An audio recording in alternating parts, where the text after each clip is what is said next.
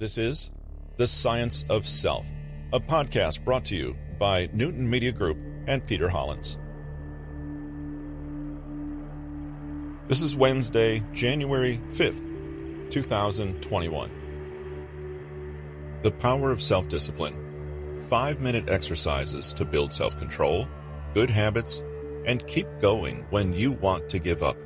Written by Peter Hollins, narrated by Russell Newton.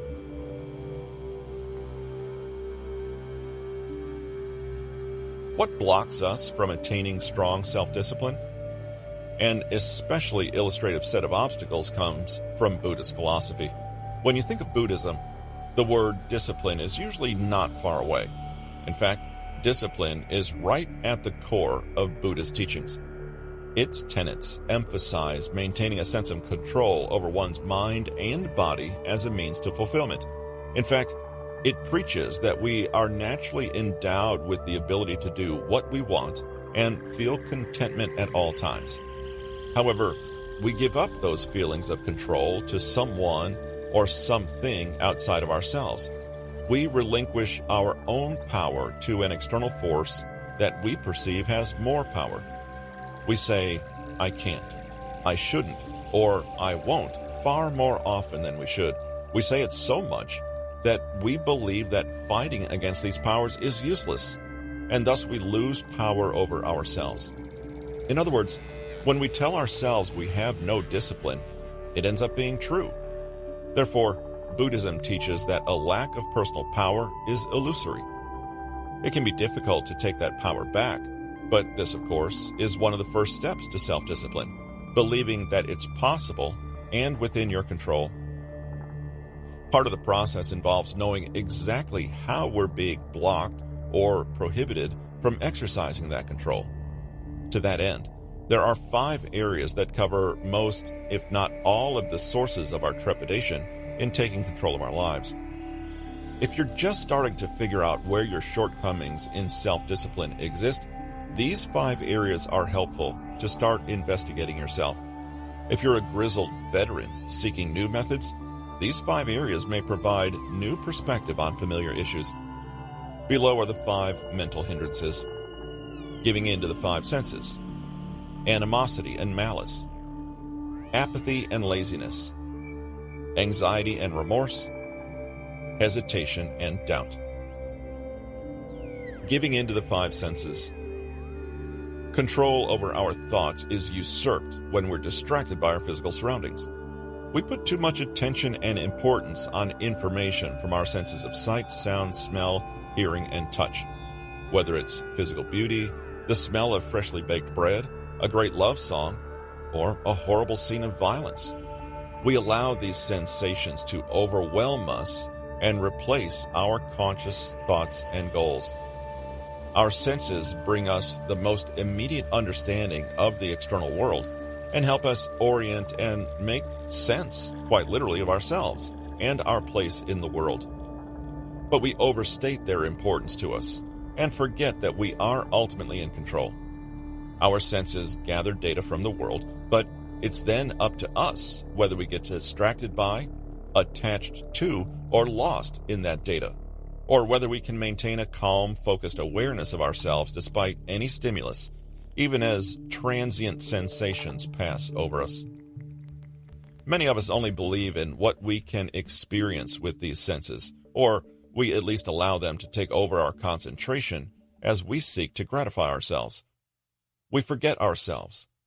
Our attention becomes like a flimsy balloon blown this way or that way by any breeze that comes along. Sensory information, by its very nature, is instant gratification. But not everything is beneficial, or even deserves our attention. We have a choice. To attain self-discipline, we need to put sensory information in its proper context, allowing ourselves to indulge in and experience those senses fully, but also keeping aware that they are temporary, distracting, and, ultimately, hindrances. Animosity and malice. Emotions have the ability to completely override our thoughts of self-discipline, and anger is one of the strongest emotions. People are adept at unconsciously ingraining all emotions adjacent to anger, such as resentment, bitterness, and animosity, into their thought patterns. The destructive power of malice isn't just about what other people do to us either. It can also be directed toward ourselves in the acts of guilt or self-loathing. They have the ability to undermine all of our thoughts and render us practically blind in fits of rage. We obsess over miscarriages of justice or fairness that hurt us, the ex who broke your heart, the company that fired you for stupid reasons, or the drive-through restaurant that got your order wrong. These feelings activate our impulse to exact retribution or punish the people or institutions who have done us wrong. It's draining at best and self-sabotage at worst. When you act to address animosity and malice, you certainly don't address your goals. Apathy and laziness. The simple act of doing is not usually preferable. Being human takes a lot of work. For many, it's easier to allow themselves and their bodies to seek an escape from constant mental and physical activity by shutting down and feeling nothing. Whatever it takes to get along in the world is just too much for them to deal with, and the end product is apathy and sloth. This is a mental hindrance you're probably quite familiar with. Humans tend to enjoy the path of least resistance and will seek it whenever possible. The problem is when this becomes an instinctual course of action, with the corresponding inability to break out of it when necessary. Anxiety and remorse. Like anger, anxiety has the ability to completely overpower your more productive thoughts. The previous three hindrances show how one can be immobilized by inner thoughts, but anxiety causes you to be mentally overactive and do too much. Anxiety is the fear of a bad or less than perfect outcome, leading to agitation and worry, making one become overwhelmed with stress, worry, and then finally remorse after the fact. How can you function if you're crippled with fear? It becomes clear that no action at all is far safer. Self-discipline is relegated to a distant priority compared to safety and security. Hesitation, disbelief, and uncertainty.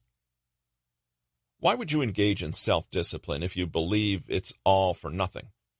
For somebody who struggles with doubt, low self-esteem, or insecurity, self-questioning can be a debilitating factor that goes well past the point where introspection remains valuable. I don't know if I can do this. Am I doing this right? What's the point of this anyway? What the heck is this? All these questions serve as barriers to disciplined action. They indirectly call out our reasons for doing anything, or raise just enough uncertainty about a given task that you might abandon it without much resistance, the very opposite of what a self-disciplined person does. Planning and powering past these doubts is a key to restoring self-discipline. Unfortunately, it's not as easy as self-awareness, as you'll learn in the next section. Though you may be able to solve a couple of your mental hindrances through stopping and pausing, you'll need to address some deeper biological issues as well.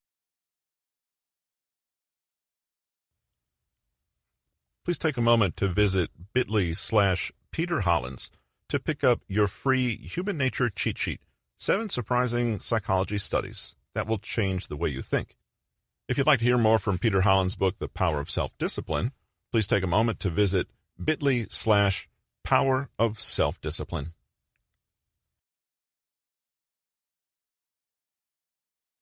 This has been The Power of Self-Discipline, 5-minute exercises to build self-control, good habits, and keep going when you want to give up. Written by Peter Hollins, narrated by Russell Newton. Copyright 2021 by Peter Hollins. Production copyright by Peter Hollins.